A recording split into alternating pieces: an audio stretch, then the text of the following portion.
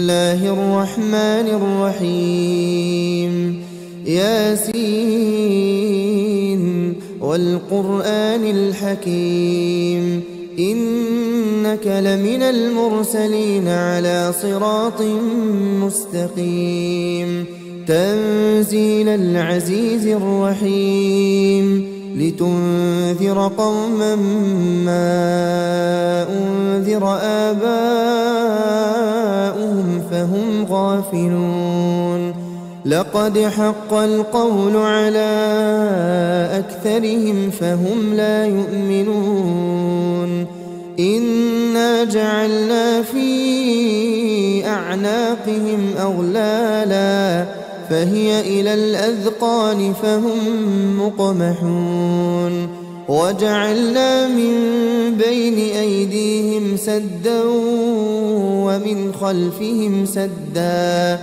فأغشيناهم فهم لا يبصرون وسواء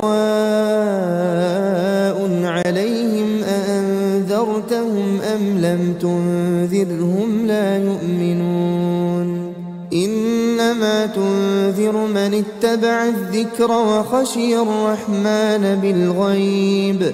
فبشره بمغفرة وأجر كريم إنا نحن نحيي الموتى ونكتب ما قدموا وآثارهم وكل شيء أحصيناه في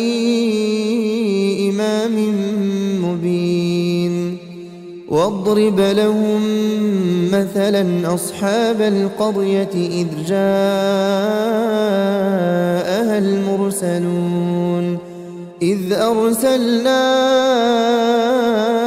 إليهم اثنين فكذبوهما فعززنا بثالث فقالوا إنا إليكم مرسلون قالوا ما أنتم إلا بشر مثلنا وما أنزل الرحمن من شيء إن أنتم إلا تكذبون قالوا ربنا يعلم إنا إليكم لمرسلون وما علينا إلا البلاغ المبين قالوا إنا تطيرنا بكم لئن لم تنتهوا لنرجمنكم وليمسنكم منا عذاب أليم قالوا طائركم معكم أئن ذكرتم بل أنتم قوم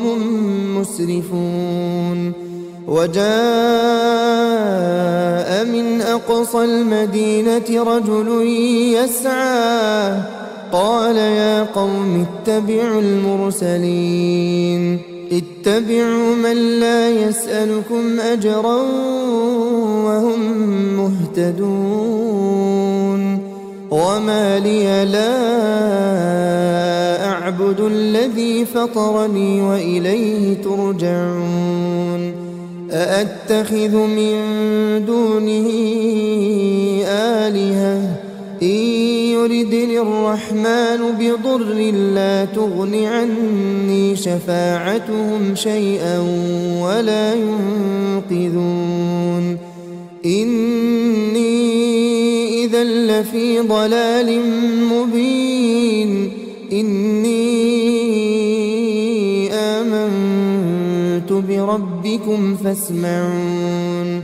قيل ادخل الجنة قال يا ليت قومي يعلمون بما غفر لي ربي وجعلني من المكرمين وما أنزلنا على قومه من بعده من جند من السماء وما كنا منزلين إن كان كانت إلا صيحة واحدة فإذا هم خامدون يا حسرة على العباد ما يأتيهم من رسول إلا كانوا به يستهزئون ألم يروا كم أهلكنا قبلهم من القرون أنهم إليهم لا يرجعون وإن كل لما جميع لدينا محضرون وآية لهم الأرض الميتة أحييناها وأخرجنا منها حبا فمنه يأكلون وجعلنا فيها جنات من نخيل وأعناب وفجرنا فيها من العيون ليأكلوا من ثمره وما عملته أيديهم أفلا يشكرون سبحان الذي خلق الأزواج كلها مما تنبت الأرض ومن أنفسهم ومما لا يعلمون وآية لهم الليل نسلخ منه النهار فإذا هم مظلمون والشمس تجري لمستقر لها ذلك تقدير العزيز العليم والقمر قدرناه منازل حتى عاد كالعرجون القديم لا الشمس ينبغي لها أن تدرك القمر ولا الليل سابق النهار وكل في فلك يسبحون وآية لهم أنا حملنا ذريتهم في الفلك المشحون وخلقنا لهم من مثله ما يركبون وإن نشأ نغرقهم فلا صريخ لهم ولا هم ينقذون إلا رحمة منا ومتاعا إلى حين وإذا قيل لهم اتقوا ما بين أيديكم وما خلفكم لعلكم ترحمون وما تأتيهم من آية من آيات ربهم إلا كانوا عنها معرضين وإذا قيل لهم أنفقوا مما رزقكم الله قال الذين كفروا للذين آمنوا أنطعم من لو يشاء الله أطعمه إن أنتم إلا في ضلال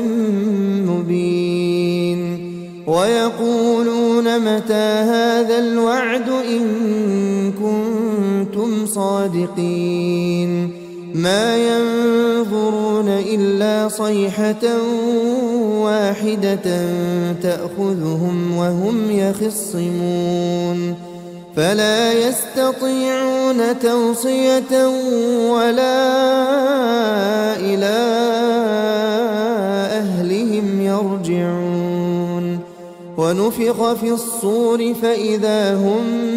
من الأجداث إلى ربهم ينسلون قالوا يا ويلنا من بعثنا من مرقدنا هذا ما وعد الرحمن وصدق المرسلون إن كانت إلا صيحة واحدة فإذا هم جميع لدينا محضرون فاليوم لا تظلم نفس شيئا ولا تجزون إلا ما كنتم تعملون إن أصحاب الجنة اليوم في شغل فاكهون هم وأزواجهم في ظلال على الأرائك متكئون لهم فيها فاكهة ولهم ما يدعون سلام قولا من رب رحيم وامتازوا اليوم أيها المجرمون ألم أعهد إليكم يا بني آدم ألا تعبدوا الشيطان إنه لكم عدو مبين وأن اعبدوني هذا صراط مستقيم ولقد أضل منكم جبلا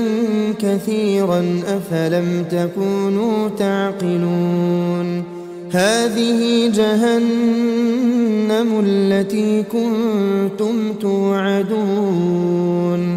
اصلوها اليوم بما كنتم تكفرون اليوم نختم على أفواههم وتكلمنا أيديهم وتشهد أرجلهم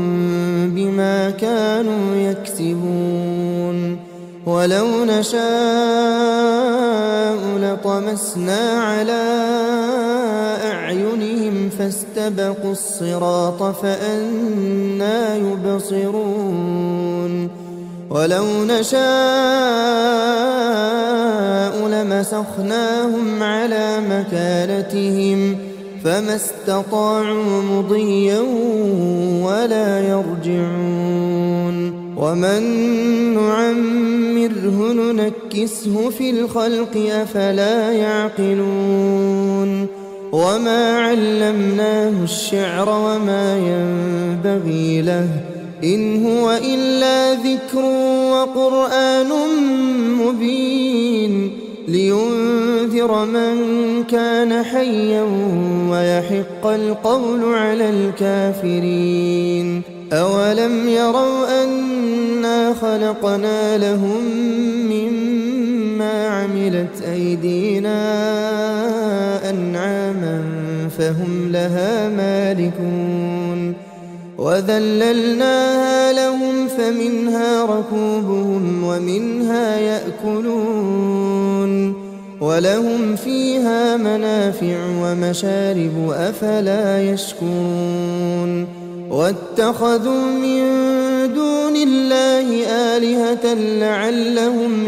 ينصرون لا يستطيعون نصرهم وهم لهم جند محضرون فلا يحزنك قولهم إنا نعلم ما يسرون وما يعلنون أولم ير الإنسان أنا خلقناه من نطفة فإذا هو خصيم مبين وضرب لنا مثلا ونسي خلقه قال من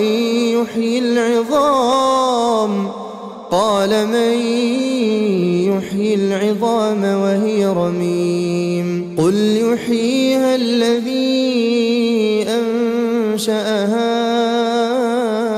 أول مرة وهو بكل خلق عليم الذي جعل لكم من الشجر الأخضر نارا فإذا أنتم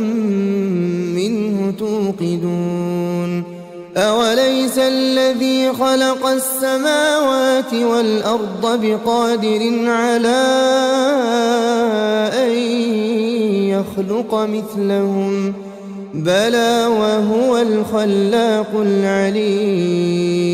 إنما أمره إذا أراد شيئا أن يقول له كن فيكون. فسبحان الذي بيده ملكوت كل شيء وإليه ترجعون.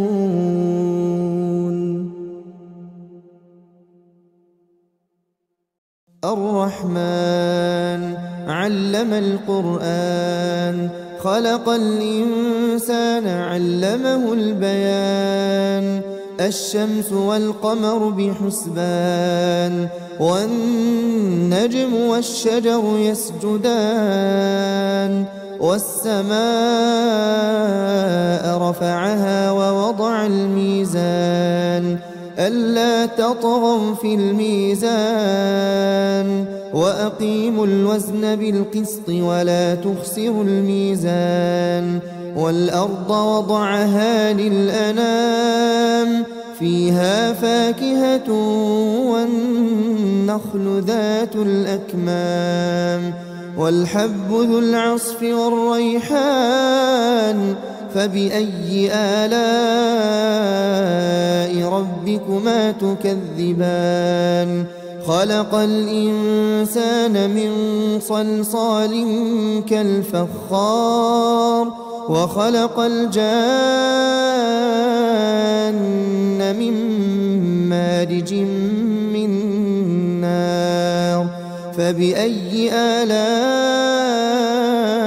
ربكما تكذبان.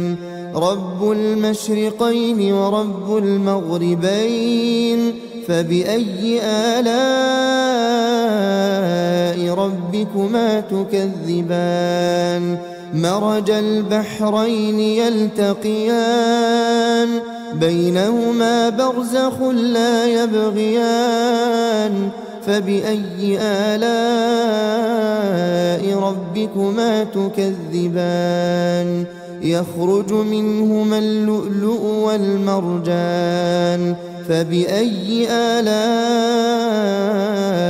ربكما تكذبان. وله الجوار المنشآت في البحر كالأعلام. فبأي آلاء ربكما تكذبان. كل من عليها فان ويبقى وجه ربك ذو الجلال والإكرام. فبأي آلاء ربكما تكذبان. يسأله من في السماوات والأرض كل يوم هو في شأن. فبأي آلاء ربكما تكذبان. سنفرغ لكم أيها الثقلان. فبأي آلاء ربكما تكذبان. يا معشر الجن والإنس إن استطعتم أن تنفذوا من أقطار السماوات والأرض فانفذوا لا تنفذون إلا بسلطان. فبأي آلاء ربكما تكذبان. يرسل عليكما شواظ من نار ونحاس فلا تنتصران. فبأي آلاء ربكما تكذبان. فإذا انشقت السماء فكانت وردة كالدهان. فبأي آلاء ربكما تكذبان. فيومئذ لا يسأل عن ذنبه إنس ولا جان. فبأي آلاء ربكما تكذبان. يعرف المجرمون بسيماهم فيؤخذ بالنواصي والأقدام. فبأي آلاء ربكما تكذبان. هذه جهنم التي يكذب بها المجرمون يطوفون بينها وبين حميم آن فبأي آلاء ربكما تكذبان ولمن خاف مقام ربه جنتان فبأي آلاء ربكما تكذبان ذواتا أفنان فبأي آلاء ربكما تكذبان فيهما عينان تجريان فبأي آلاء ربكما تكذبان فيهما من كل فاكهة زوجان فبأي آلاء ربكما تكذبان متكئين على فرش بطائنها من استبرق وجنى الجنتين دان فبأي آلاء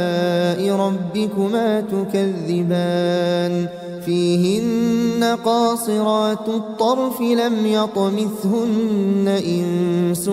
قبلهم ولا جان فبأي آلاء ربكما تكذبان كأنهن الياقوت والمرجان فبأي آلاء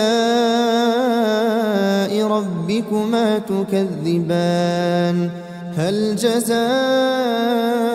الإحسان إلا الإحسان فبأي آلاء ربكما تكذبان ومن دونهما جنتان فبأي آلاء ربكما تكذبان مدهامتان فبأي آلاء ربكما تكذبان فيهما عينان نضاختان فبأي آلاء ربكما تكذبان فيهما فاكهة ونخل ورمان فبأي آلاء ربكما تكذبان فيهن خيرات حسان فبأي آلاء ربكما تكذبان حور مقصورات في الخيام فبأي آلاء ربكما تكذبان لم يطمثهن إنس قبلهم ولا جان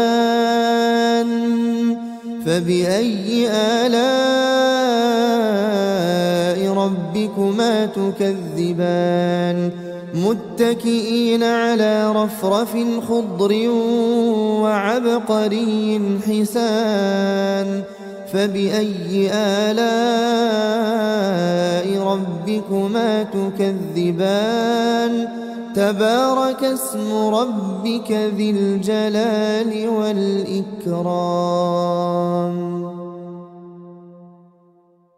بسم الله الرحمن الرحيم إذا وقعت الواقعة ليس لوقعتها كاذبة خافضة رافعة إذا رجت الأرض رجا وبست الجبال بسا فكانت هباء منبثا وكنتم أزواجا ثلاثة فأصحاب الميمنة ما أصحاب الميمنة وأصحاب المشأمة ما أصحاب المشأمة والسابقون السابقون أولئك المقربون في جنات النعيم ثلة من الأولين وقليل من الآخرين على سرر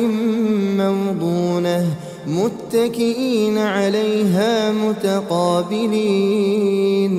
يطوف عليهم ولدان مخلدون بأكواب وأباريق وكأس من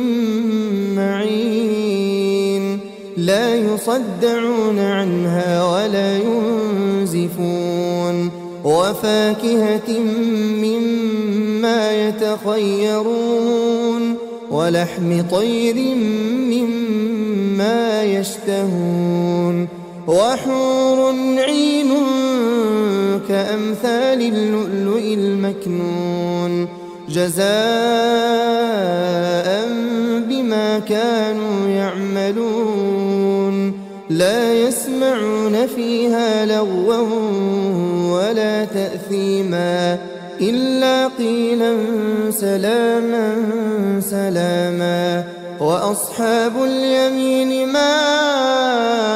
أصحاب اليمين في سدر مخضود وطلح منضود وظل ممدود وماء مسكوب وفاكهة كثيرة لا مقطوعة ولا ممنوعة وفرش مرفوعة إنا أنشأناهن إنشاء فجعلناهن أبكارا عربا أترابا لأصحاب اليمين ثلة من الأولين وثلة من الآخرين وأصحاب الشمال ما أصحاب الشمال في سموم وحميم وظل من يحموم لا بارد ولا كريم إنهم كانوا قبل ذلك مترفين وكانوا يصرون على الحنث العظيم وكانوا يقولون أئذا متنا وكنا ترابا وعظاما أئنا لمبعوثون أوآباؤنا الأولون قل إن الأولين والآخرين لمجموعون إلى ميقات يوم معلوم ثم إنكم أيها الضالون المكذبون لآكلون من شجر من زقوم فمالئون منها البطون فشاربون عليه من الحميم فشاربون شرب الهيم هذا نزلهم يوم الدين نحن خلقناكم فلولا تصدقون أفرأيتم ما تمنون أأنتم تخلقونه أم نحن الخالقون نحن قدرنا بينكم الموت وما نحن بمسبوقين على أن نبدل أمثالكم وننشئكم فيما لا تعلمون ولقد علمتم النشأة الأولى فلولا تذكرون أفرأيتم ما تحرثون أأنتم تزرعونه أم نحن الزارعون لو نشاء لجعلناه حطاما فظلتم تفكهون إنا لمغرمون بل نحن محرومون أفرأيتم الماء الذي تشربون أأنتم أنزلتموه من المزن أم نحن المنزلون لو نشاء جعلناه أجاجا فلولا تشكرون أفرأيتم النار التي تورون أأنتم أنشأتم شجرتها أم نحن المنشئون نحن جعلناها تذكرة ومتاعا للمقوين فسبح باسم ربك العظيم فلا أقسم بمواقع النجوم وإنه لقسم لو تعلمون عظيم إنه لقرآن كريم في كتاب مكنون لا يمسه إلا المطهرون تنزيل من رب العالمين أفبهذا الحديث أنتم مدهنون وتجعلون رزقكم أنكم تكذبون فلولا إذا بلغت الحلقوم وأنتم حينئذ تنظرون ونحن أقرب إليه منكم ولكن لا تبصرون فلولا إن كنتم غير مدينين ترجعونها إن كنتم صادقين فأما إن كان من المقربين فروح وريحان وجنة نعيم وأما إن كان من أصحاب اليمين فسلام لك من أصحاب اليمين وأما إن كان من المكذبين الضالين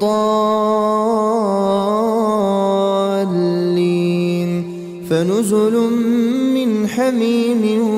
وتصلية جحيم إن هذا لهو حق اليقين فسبح باسم ربك العظيم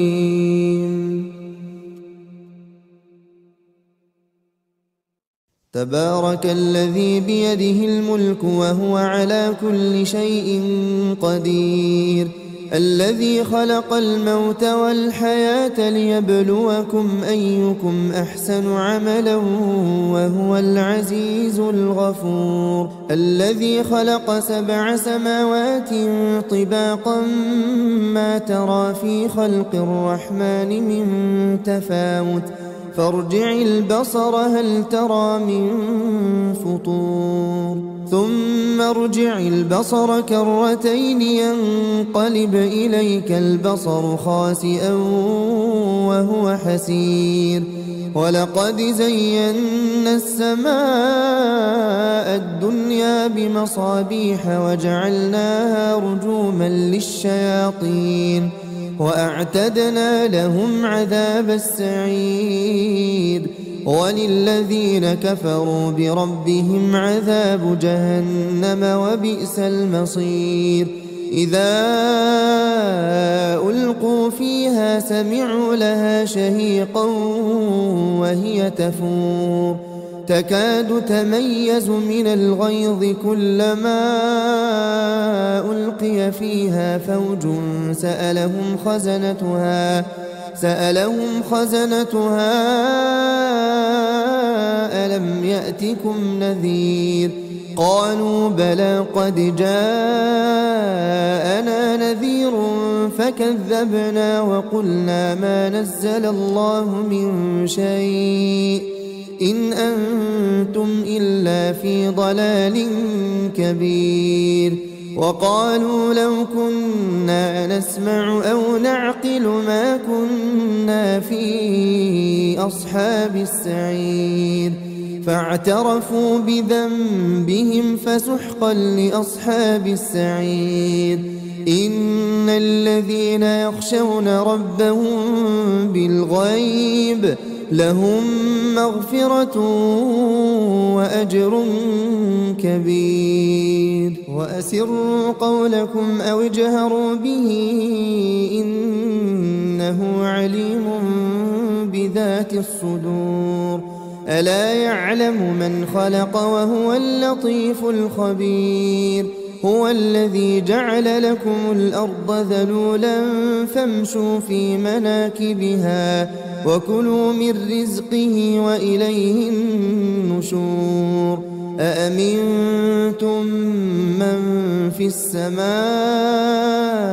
أن يخسف بكم الأرض فإذا هي تمور أم أمنتم من في السماء أن يرسل عليكم حاصبا فستعلمون كيف نذير ولقد كذب الذين من قبلهم فكيف كان نكير أولم يروا إلى الطير فوقهم صافات ويقبضن ما يمسكهن إلا الرحمن إنه بكل شيء بصير أمن هذا الذي هو جند لكم ينصركم من دون الرحمن إن الكافرون إلا في غرور أمن هذا الذي يرزقكم إن أمسك رزقه بل لجوا في عتو ونفور أفمن يمشي مكبا على وجهه أهدى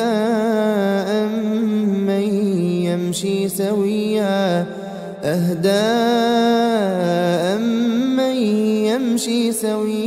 على صراط مستقيم